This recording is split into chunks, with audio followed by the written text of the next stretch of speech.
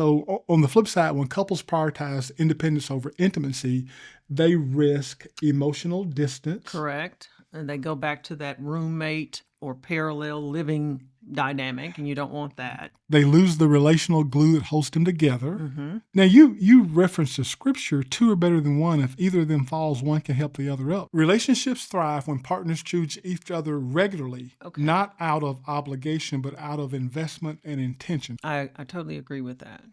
So a healthy balance looks like me time is respected, but not at the cost of connection. It's not all me, me, me. We time is prioritized, but not so much the individuality is lost. Both are scheduled and valued, not left to chance. And some practical ways to balance both. We already talked about schedule we time. Right. Honor personal routine for like we said, we talked about prayer, we talked about rest, hobbies, and solitude. Solitude is something that we don't do enough of. I agree, not because of our fast-paced world, because of everything that we deal with every day, and there's the computer, the iPhones, all of that, all the different social medias or whatever. We don't get out and do that solitude thing. It don't have to be out, but solitude is so important because you get a time to reflect. You remember the study we did on spiritual disciplines? So solitude is one of the journaling, prayer time, solitude. I can't remember. All those are, spiritual disciplines. Yeah. Okay, so some check-ins. Are you feeling seen, both as my partner and as a person? Give each other guilt-free space and also guilt-free togetherness. And some final thoughts. Me time makes you whole.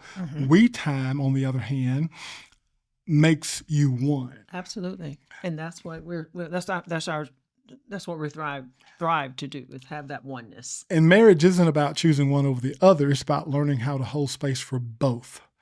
When couples honor each other's needs for connection and restoration, they build a partnership that's emotionally rich, spiritually grounded, and relationally resilient. Yes, resilient. Absolutely. In summary, parenting as a team and presenting a united front, same team, same jersey. I'm big on that jersey. I see Big on that. Same team, Keep same saying jersey. When couples present a united front, they approach parenting with shared purpose. I remember the first time I knew, nobody went over this with us. We're talking to our younger selves. I remember the first time I knew we need to present a united front. You remember what happened?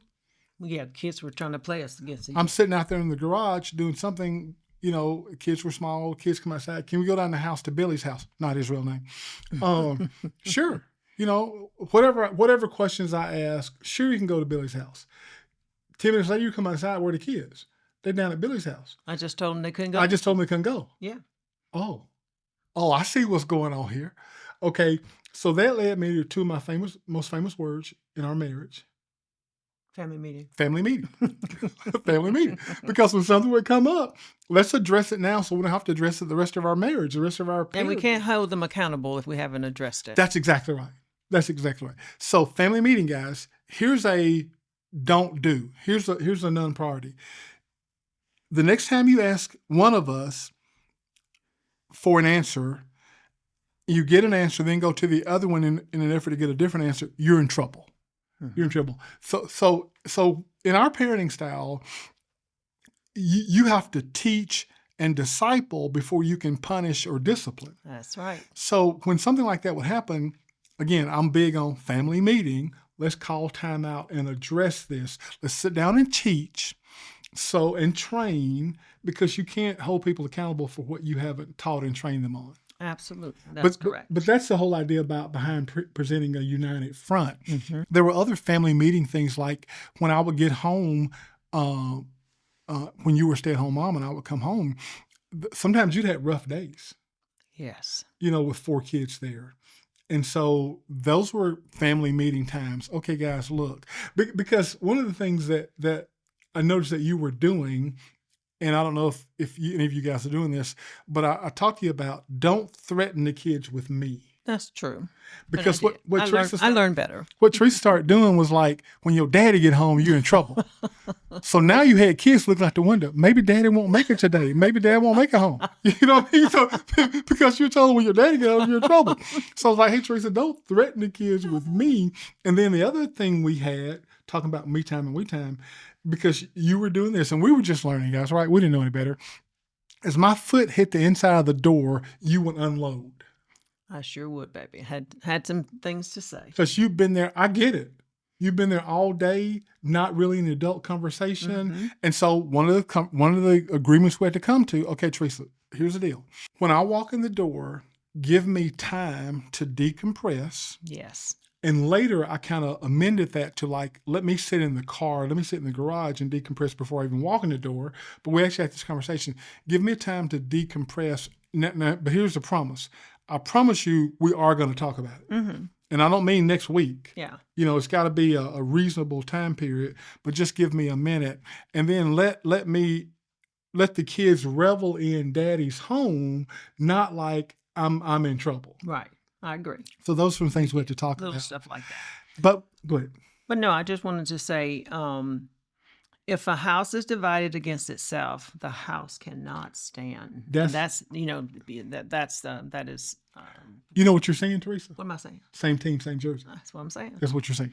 So just tell them why all of this really matters, honey. Tell them why this is so important. This united front, this us being bonded together, and just tell us, I guess. Children feel more secure. Okay. Because children thrive on structure, predictability, and boundaries. You remember the story about the nursery, the daycare that was butted up to a highway, a busy street. Mm-hmm. And so the kids would stay really, really far away from the busy street because that's how they'd been taught, conditioned, because there was traffic. Right. So one day they came in and built a fence around the entire yard. You know what happened then? No, tell me. The kids went to the very end of the boundary, the fence, Mm-hmm. and they would play using the whole yard. So boundaries aren't restrictive. Boundaries are freeing. Absolutely. Does that make sense? Yes. I know it's kind of like rules. Rules are, when God says no, he's saying don't hurt yourself. Mm-hmm. When God says don't do, he's saying don't hurt yourself. And when God says go, he's saying help yourself. Yes. So children feel more secure because they thrive on structure, predictability, and boundaries. Mm-hmm. When parents are aligned, children feel safe knowing expectations are consistent and trustworthy. It's trustworthy. Okay, what else? Why else does this matter being not divided? So it kind of reduces manipulation or divide and conquer behavior. Okay. Does it make sense? It makes perfect sense. If a child has a sense of division among us, among parents, right, mm-hmm. they exploit it. Asking one parent after the other, or pitting them against each other, causing problems. Exactly. Because they're a little troublemakers. Yeah, a little manipulative. Exactly. I'm here with that. Exactly. It also models respect and unity. Mm-hmm. Children learn relational skills by watching their parents. Think about that. That's deep. That is deep. Now, so important. Does that frighten you or encourage you? Children learn relational skills by watching their parents. When you think about that, are you frightened or is it freeing? Absolutely. I don't know. I hope it's freeing. When they see cooperation, negotiation, and respect, they internalize those traits in their own relationship. Mm-hmm.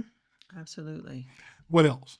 We want to protect the marital bond. That's our bottom line. Mm-hmm. Protect the marital bond. Constant disagreements about parenting can divide the wedge between partners, and we don't drive a wedge. I mean, it can divide and drive a wedge. Okay. Yes, Okay. yes. Gotcha. Presenting a united front reinforces partnership, respect, and just good partnership and togetherness. Let's, Teresa, really quickly give parents some tips, some strategies to strengthen unity. Discuss discipline plans privately. Yeah, do that. Affirm one another publicly. Mm-hmm. Set shared goals and boundaries. Okay. Mm-hmm. Pray together for wisdom. Okay. And back each other up. Oh my gosh. That's so important, isn't it? That's so important. It is. That's so important. Here's the final thought. You're not just raising children, you're building a legacy.